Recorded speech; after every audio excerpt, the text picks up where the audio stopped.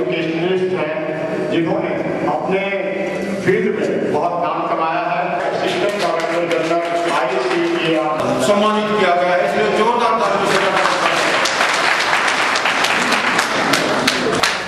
ये भी कृषि विज्ञानी है। और doctor Ravinder Singh MD Kalpana Chawla medical college, doctor Ravinder Singh MD Kalpana Chawla medical college, Shri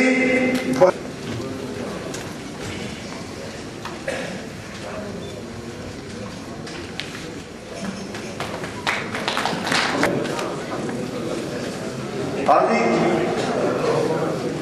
हमारे रिटायर्ड पुलिस इंस्पेक्टर प्राप्त किया है।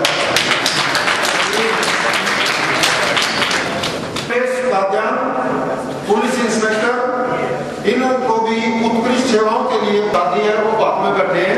मैं सुशील जी से प्रार्थना करूंगा कि रमेश दादा जी का पुलिस में किया गया है। आज पूरे देश भर में बसंत पंचमी का त्यौहार मनाया जा रहा है। ये बसंत पंचमी का त्यौहार ये किसान और कमेरा वर्ग की कई महीनों की मेहनत के बाद उसकी लहलहाती फसल को देख करके जो किसान के मन में आनंद और उल्लास का भाव पैदा होता है, उसको मनाने के लिए एक प्रकार से इसको बसंत ऋतु की शुरुआत का त्यौहार भी माना जाता है। और उसी दिन पूरे हिंदुस्तान ही नहीं, विश्व के किसान और कमेरे वर्ग को उत्थान करने वाले रहबर आजम दीन बंधु सर छोटूराम का जन्म दिवस भी बड़े हर्ष उल्लास के साथ देश भर में मनाया जा रहा है। उसी कड़ी में आज करनाल में जाट धर्मशाला में सर्व समाज ने मिलकर के दीन बंधु सर छोटूराम को याद किया, उनके जीवन के ऊपर चर्चा करते हुए उनसे प्रेरणा लेकर के नए संकल्प करने का आह्वान यहाँ पर हुआ। और मैं तमाम हरियाणा प्रदेश के निवासियों को बसंत पंचमी और दीन बंधु जयंती की बहुत बहुत बधाई और शुभकामनाएं देता हूँ। सर, छोटूराम किसानों की आवाज उठाते रहते थे उस टाइम पे, आज़ादी से पहले की बात है। आज भी किसान प्रदर्शन कर रहे हैं। सरकार किस तरह के प्रयास कर रही है? स्वामीनाथन आयोग की रिपोर्ट और किसानों में मुझे बड़ी खुशी है कि पिछले 15 महीने में भारतीय जनता पार्टी की हरियाणा प्रदेश में सरकार ने किसान के पक्ष में वो काम करके दिखाए हैं जो पिछले 49 साल में हरियाणा बनने के बाद कभी नहीं हो पाए थे। प्राकृतिक आपदा और प्रकृति की मार के बावजूद किसानों को जिस प्रकार से हमने उनका साथ देते हुए एक ऐतिहासिक मुआवजा जो न भूतो न भविष्यति तो मैं नहीं कहना चाहूंगा, लेकिन कभी भूतकाल में इतना बड़ा मुआवजा किसान को प्रति एकड़ की दर से नहीं दिया गया, इतनी बड़ी राशि नहीं दी गई, इतनी तेजी से मुआवजा नहीं दिया गया। न केवल मुआवजा उसको दिया गया बल्कि उसके जो ऋण था उसके ऊपर ब्याज की माफी दी गई, बिजली के बिलों की माफी भी दी गई उस दौरान में। और साथ साथ जो गन्ना किसान थे उनको हमने कोऑपरेटिव शुगर मिल के माध्यम से ही पूरी पेमेंट नहीं बल्कि प्राइवेट शुगर मिल को भी हमने बहुत बड़ी रकम की मदद दे करके वहाँ के किसानों को सीधा हमने पूरी कीमत देने का काम किया है। इसके अलावा लगातार हम किसान के उत्थान के लिए नई योजनाओं को लेकर के आ रहे हैं और सिंचाई की नई योजना हम बना रहे हैं। और भारत सरकार में भी आने वाले बजट में हमको पूरी उम्मीद है कि इस बार श्रीमान अरुण जेटली जी का हमने उनसे अपील की है कि पूरा जोर वह किसान और कृषि अर्थव्यवस्था को सुधारने के लिए होगा। ऐसा हम अपेक्षा करते हैं क्योंकि हम जानते हैं, हम मानते हैं कि जब तक कृषि अर्थव्यवस्था मजबूत नहीं होगी, भारत की अर्थव्यवस्था की नींव कृषि के अंदर है।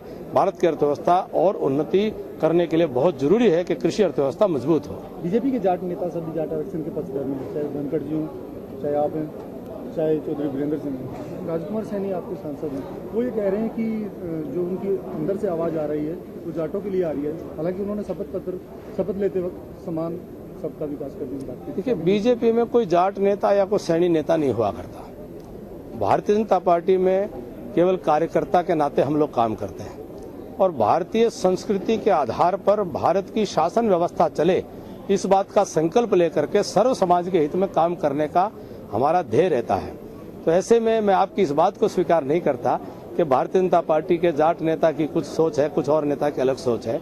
भारतीय जनता पार्टी का सैद्धांतिक मत है और हमने इतिहास में श्रद्धेय अटल बिहारी वाजपेयी जी ने राजस्थान से लेकर के देश भर में जो जाट समाज को न्यायोचित उसको आरक्षण की व्यवस्था थी उसको देने का काम किया।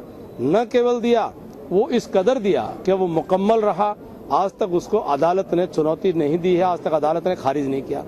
लेकिन कहीं न कहीं पिछली बार जो आरक्षण दिया गया 2014 जनवरी में, उस आरक्षण में कोई खोट कमी इस प्रकार की रख दी गई कि जिसको सुप्रीम कोर्ट ने खारिज करने का फैसला लेना पड़ा।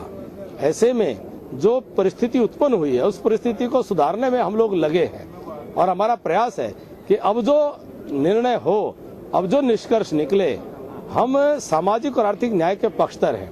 कोई भी वर्ग अगर वो स्थिति में पहुंचता है कि उसको सामाजिक और आर्थिक न्याय के लिए उसको संविधान में दी गई आरक्षण की सीढ़ी की जरूरत पड़ती है, आवश्यकता रहती है, तो हम सब वर्गों को देने चाहते हैं। ऐसे में हमारी सोच ये है, माननीय मुख्यमंत्री श्री मनोहर लाल जी ने 2 दिन पहले एक पूरे प्रतिनिधि मंडल से बातचीत करते हुए खाप के नेताओं को विश्वास दिलाया है, एक कमेटी का गठन किया है चीफ सेक्रेटरी की अध्यक्षता में, जो ये आरक्षण सुनिश्चित करने की दिशा में जो प्रभावी कदम होने चाहिए वो उठाने का सुझाव दे, ताकि जब हम इस व्यवस्था को कायम करें तो ये व्यवस्था आधी अधूरी, अधिक कचरी न हो, ये पूरी मुकम्मल हो। हरियाणा का शुरू कैसा रहेगा? जल्दी आपको सूचना देंगे।